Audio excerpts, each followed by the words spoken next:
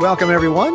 I am Bob Wurzelbacher, the director of the Respect Life Office for the Archdiocese of Cincinnati, and this is our video podcast series that we call Being Pro-Life.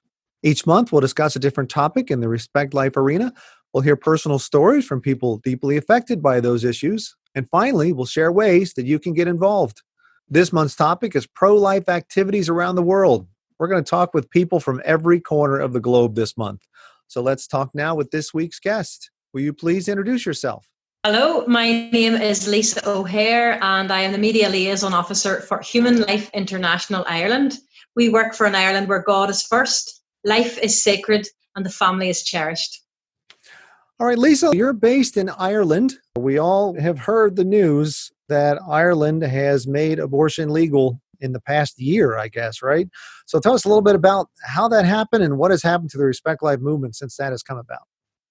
Yes, it's been a very difficult year for Ireland, north and south, in terms of our pro-life heritage. Ireland is split into two jurisdictions. The Republic of Ireland legalised abortion after a referendum, a public vote, which was the first time anywhere in the world where the public actually voted to legalise abortion, which is a very, very sad legacy for our people. In that referendum, the people voted 66% to remove an article from the Constitution which protected life. Once that article was removed, that left it open to the government to legislate for abortion. So that was a very, very sad day. It was the 25th of May, 2018 that was legalised, and it came into force the beginning of 2019. The North, I'm not sure if you're aware, would be under the jurisdiction of the United Kingdom. During the peace process, we've had our own government where both nationalists and unionists have worked together to govern ourselves here in Northern Ireland. But due to corruption, that government has not been active for the last 3 years. And the UK government took advantage of the fact that we had no sitting government here in Northern Ireland to impose upon the North legislation to make abortion legalised. And this was despite a public outcry and public awareness that this was against the will of the people of the North of Ireland, because the North of Ireland has a long tradition of being pro-life, and this goes across the Protestant and the Catholic divide.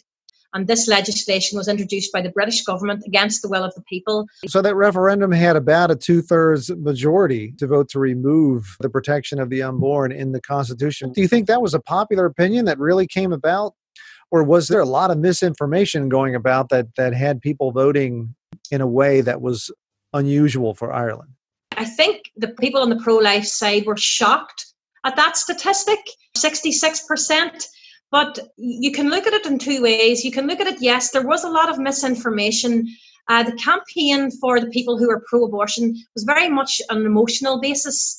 A lot of stories would have been put out with children with, they called fatal fetal abnormalities, but a lot of these sad emotional stories about these children whose lives were to be difficult. Rape and incest again was used. So people thought that it was maybe the compassionate thing to do.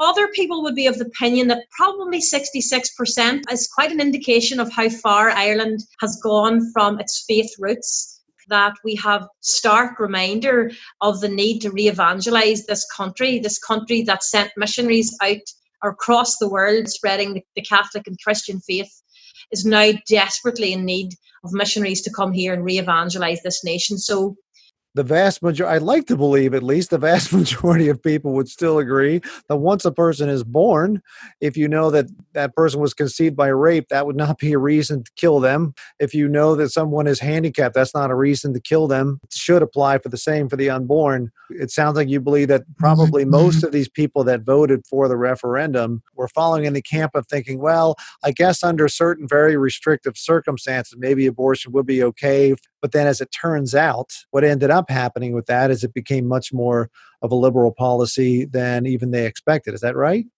Absolutely, absolutely. You know, the floodgates would open. The pro-life campaign tried to say that once you take away legal protection for the unborn, that protection applies to all unborn children. What we did see a lot was that very many of the pro-life groups tried to work on reason, tried to work on science, you know, that this is a human life from conception, but reason didn't work. And at Human Life International, we have always made the case that the root of the abortion crisis is contraception, and that once a nation has embraced contraception, it is no longer treasuring the marital act. So if you have a free-for-all sexual society, the outcome will be unwanted children. So reason and logic just do not seem to be getting through to people to realize the depth of the situation that we find ourselves into. And we need, at Human Life International, we are appealing to people to turn to God, that people will be made aware of the nature of it is, what they're doing, that they'll be made aware of the sanctity of life, the sanctity of the marital act as well.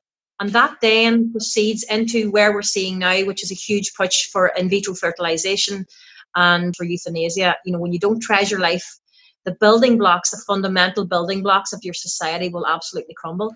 So, Lisa, what about physician-assisted suicide and euthanasia? You're much closer than we are in the United States, right, to Belgium, the Netherlands, where this has been around for some time. Does it seem like this is a lot closer now to Ireland than it was ever before? It's not quite as loud yet as you would expect it to be. We appear to have, been knocking down, as I said before, the fundamental blocks when you have contraception, divorce, marriage was redefined, and now we have abortion. Maybe they're letting the dust settle on this. There's huge push for sexual education for our children. That's the biggest battle just at the minute, where the government is trying to introduce compulsory legislation for children as young as 4 to be taught some form of sexual education, maybe coming from the UN.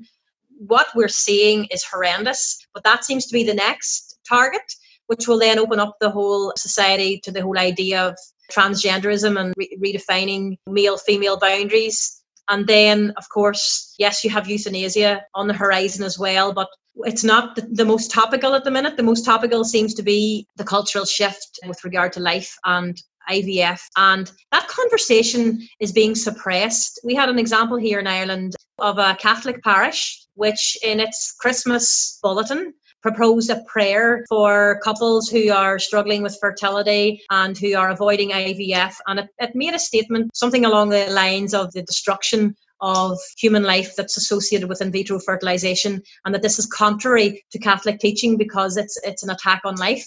That parish was attacked by the health minister, so much so that they took down the post and apologised. No one stood up for them. A parish had to apologize for making a statement about Catholic teaching. Wow, that is... Yeah. On so many levels, it's exceptionally disturbing, as you would know. To date, no priests or bishops have stood up in defence of this parish, and the fact that this conversation around IVF is not allowed to be had. We definitely are in dark and difficult times when the church is not free to speak. What's the focus of the Respect Life movement and other countries in Europe? Do you know? It's hard to get a picture because we are all at the mercy of what Twitter or Facebook will allow us to see. When you have pro-life marches, you're very hard pushed. People will see that Ireland legalised abortion, but they'll not see the hundreds of thousands of people that were protesting against this. As we all know, they'll show a couple of hundred pro-abortion supporters and not show 100,000 pro-life supporters. Right. So it's difficult to gauge. In England, they've had abortion since 1967, but they have, like yourselves in America, 40 Days for Life campaigns, prayer campaigns outside abortion clinics. And one of the oldest and one of the biggest clinics in London recently was closed down, and the pro-life people are saying this is a great victory. In England, there was a huge campaign against disability screening, particularly for Down syndrome, because there was a very high-profile actress who had a son with Down syndrome, and she made a documentary about the link between screening and abortion, that these new technologies that are detecting abnormalities earlier are resulting in abortion. And we had the dreadful statistic that in Iceland, 100% of children with Down syndrome are being aborted. Very high in England too, it might be 90%. People are starting to waken up to the fact that, all this new knowledge, this power is being used against the most vulnerable. And Ireland in particular has a very proud tradition of looking after our children with special needs. If somebody from the United States wants to, I want to help the Respect Life movement, I want to help Human Life International and what they're trying to do, what can we do? First and foremost, we'd appeal for prayer. our greatest method of defeating the power of the evil one. So we would invite and implore people to pray for us here in Ireland. Also, we have a website, hopefully, that you'll be able to share, humanlife.ie. You can get on there and hear what's happening. So you mentioned the Human Life International page specifically in Ireland. That's found at humanlife.ie. Can you tell us quickly what can we find on the website there, Lisa? Well, you'll get a summary of what we do, our mission statements, and where we're coming from. You'll see that we're quite unique in the sense that we are very much a prayer-based association. So we do very many prayer vigils. We've got a great devotion to the Holy Face. We also have a pregnancy support service called Ask Magella, where we assist young women, ladies in distress, where we have trained nurses and doctors who support young women, offering ultrasounds, offering whatever financial and practical support that we can. We also have various retreats. We offer training for young people who want to be able to articulate and defend the Catholic faith about these very delicate areas of life, of sexuality, and of God's plan for marriage. We've quite a broad range of activities, but you'll find all that information on the website. All right. Well, thanks, Lisa, for talking with us today about the pro-life movement in Ireland specifically, and a little bit about Europe. We learned a lot about our neighbors in faith there. So thank you so much for spending time with us today. You're very welcome. It's a pleasure. I hope to get to chat to you again sometime soon. And I want to thank all of our viewers and listeners for tuning in on this episode of our Being Pro-Life series. Head to the website and view all the links talked about in this episode at www.catholiccincinnati.org/being-pro-life. Thank you again for joining us today, and I look forward to being with you next time.